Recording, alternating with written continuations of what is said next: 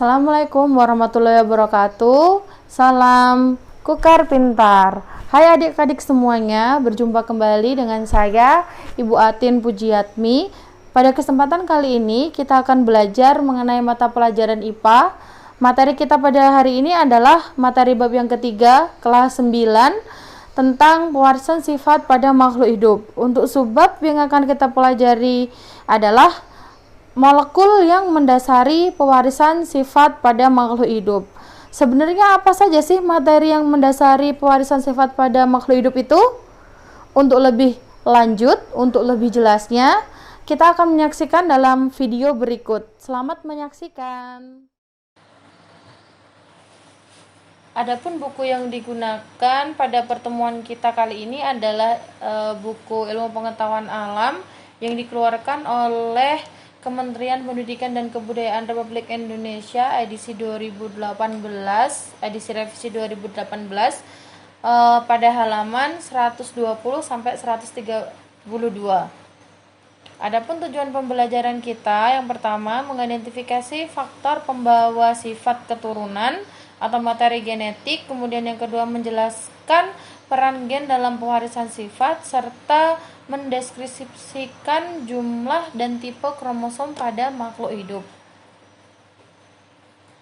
Oke, di sini Ibu punya gambar foto keluarga dari Gen Halilintar yang beranggotakan kurang lebih 14 orang, terdiri dari ayah, ibu, dan anak-anaknya. Kalian bisa memperhatikan kemiripan atau ciri fisiknya dari masing-masing anggota keluarga. Kemudian ada beberapa pertanyaan, silahkan diperhatikan. Oke, pertanyaan yang pertama. Benarkah bahwa sifat-sifat anak berasal dari orang tuanya? Ya, ternyata benar bahwa sifat anak itu berasal dari orang tuanya, yaitu dari ayah dan juga ibunya. Yang kedua, unsur apakah dalam tubuh makhluk hidup yang berperan penting dalam pemilikan dan pewarisan sifat tersebut? Ternyata unsurnya adalah gen yang berada dalam kromosom. Kemudian pertanyaan yang ketiga, apakah keunikan serta perbedaan sifat pada makhluk hidup hanya terdapat di aspek fisik atau aspek yang dapat diamati mata saja? Ternyata tidak, karena aspek yang tidak terlihat juga diturunkan. Misalkan beberapa penyakit keturunan yang tidak bisa kita amati dengan mata saja, seperti hemofilia, talasemia, diabetes, buta warna, dan lain sebagainya, juga diturunkan dari generasi terdahulunya. Oke, sekarang kita masuk ke materi, yaitu tentang materi genetik. Materi genetik itu berupa asam nukleat, di mana asam nukleat itu ada dua, yaitu DNA atau deoksiribonukleik asid dan juga RNA atau ribonukleik asid. Ini adalah gambaran untaian molekul DNA pada suatu sel, dicontohkan pada selnya manusia. Jika misalkan ini ada kulit kita, diambil sedikit jaringannya, jaringan kulit, kemudian di dalam jaringan kulit tersebut, di dalam inti sel ini nanti akan terdapat kromosom. Jika diuraikan lagi akan terbentuk struktur yang seperti ini. Oke, penjelasannya, DNA itu terdiri dari terletak di dalam inti sel. Kemudian DNA itu diikat oleh atau melilit pada protein yang disebut sebagai protein histon. Kemudian untaiannya juga merupakan untaian rantai ganda. Kemudian seluruh untaian DNA tersebut dikenal dengan istilah kromosom. Oke, ini adalah struktur DNA. Dia terdiri dari dua untaian ganda seperti itu ya, sehingga disebut sebagai double helix. terdiri dari gula deoksiribosa, ini gula deoksiribosa yang pada gambar dia strukturnya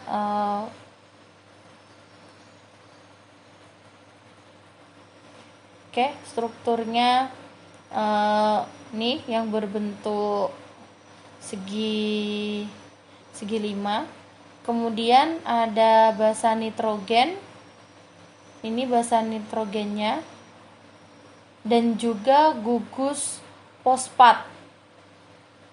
Antara kedua basa nitrogen ini dia dihubungkan oleh ikatan hidrogen, sedangkan antara basa nitrogen dengan gulanya dihubungkan oleh ikatan glikosida, sedangkan gulanya dengan gugus fosfatnya dihubungkan dengan ikatan yang disebut sebagai ikatan fosfodiester.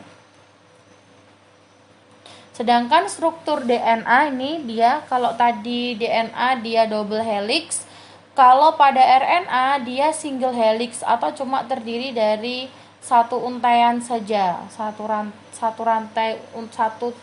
untaian tunggal saja. Oke. Kemudian ini sama, dia terdiri dari gula juga, tapi gulanya ada bukan gula deoksiribosa tapi gula ribosa. Kemudian ada gugus fosfatnya juga, dan juga ada basa nitrogennya juga.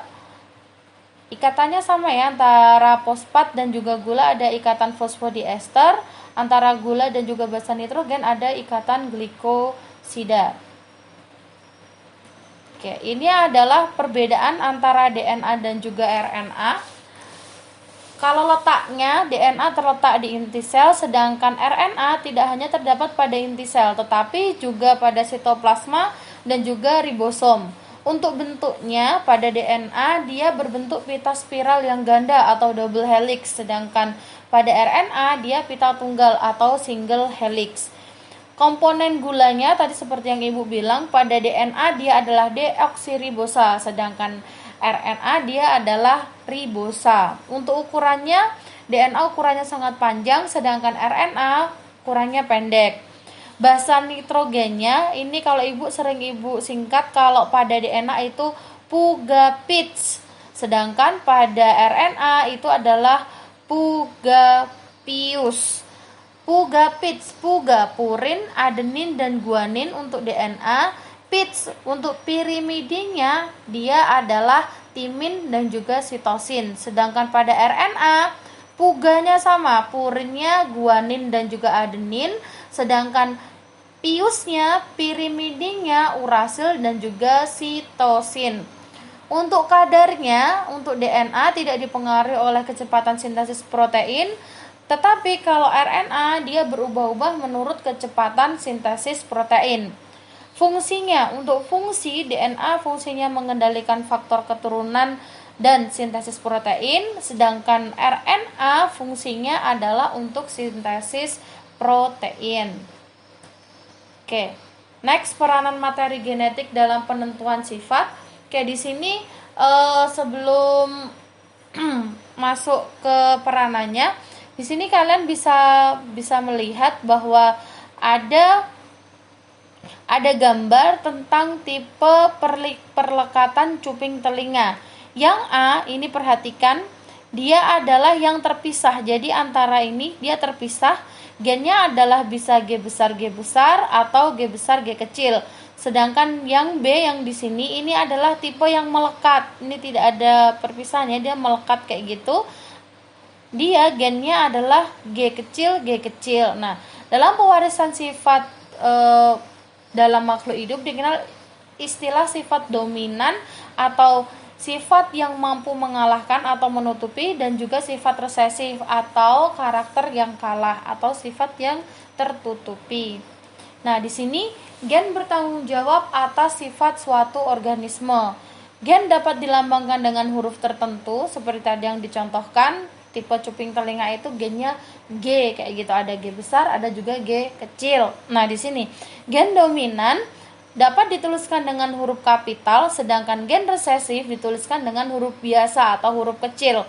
Contohnya pada karakter cuping telinga yang terpisah tadi, gambar yang di slide sebelumnya tadi, dikode oleh gen G besar. Nah, dia karena hurufnya kapital G besar, maka dia adalah dominan. Sedangkan karakter cuping telinga yang melekat dikode dengan huruf G kecil.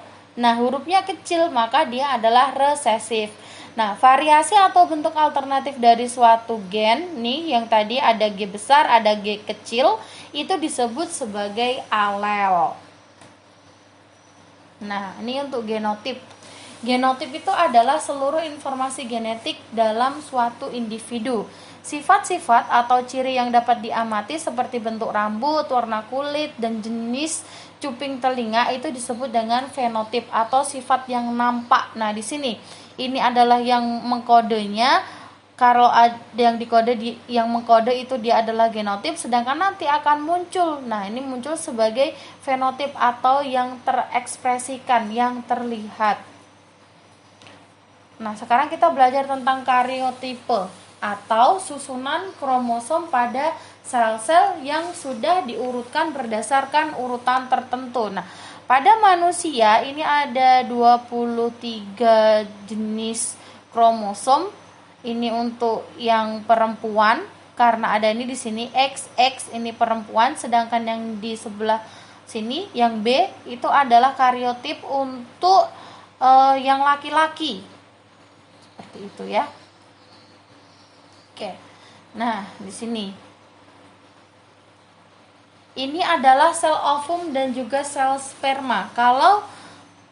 Karena dia ada pada sel kelamin, maka dia tidak berpasangan. Maka ini satu-satu, dia satu-satu. Ada 23, ini 22 autosom dan 1 kromosom seks. Ini ada 23 sama di sperma yang laki-laki. Ada 22 autosom atau kromosom tubuh dan juga 1 kromosom seks. Nah, untuk yang laki-laki kromosom seksnya bisa berupa X atau berupa Y. Nah, ini di sini akan terlihat pada parental atau pada induknya dia ada 23 pasang, ini 22 pasang autosom dan juga sepasang kromosom seks. Sama ini yang di perempuan 22 pasang autosom dan juga sepasang kromosom seks.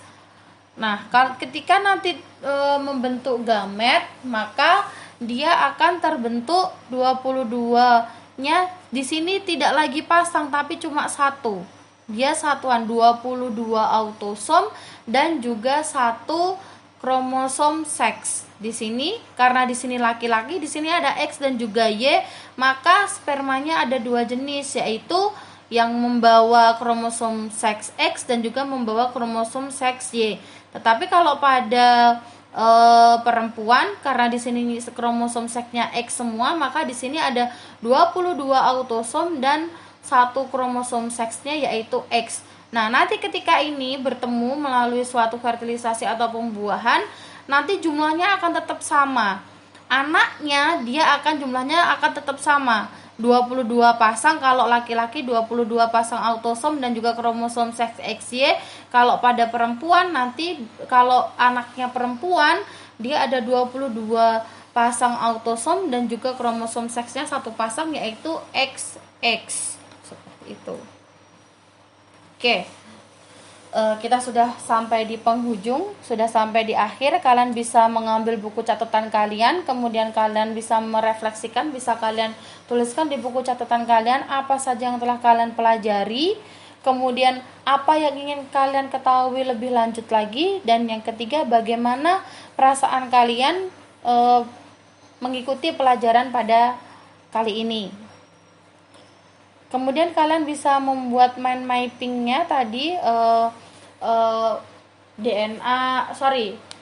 materi genetik itu ada apa aja, perannya untuk apa saja, dan seterusnya. Bisa kalian tulis juga di buku kalian. Ini ada lembar kerja peserta didik yang bisa kalian kerjakan untuk mengetes pemahaman kalian tadi sejauh mana, seperti itu. Oke. Demikian materi yang kita pelajari pada pertemuan kali ini. Semoga bisa bermanfaat bagi kita semuanya. Jangan lupa untuk meninggalkan jejak kalian dengan cara berikan like, komen, subscribe, dan kalian juga bisa share ke teman-teman kalian yang lain untuk membagi ilmu. Demikian, wassalamualaikum warahmatullahi wabarakatuh. Salam Kukar Pintar. Bye-bye.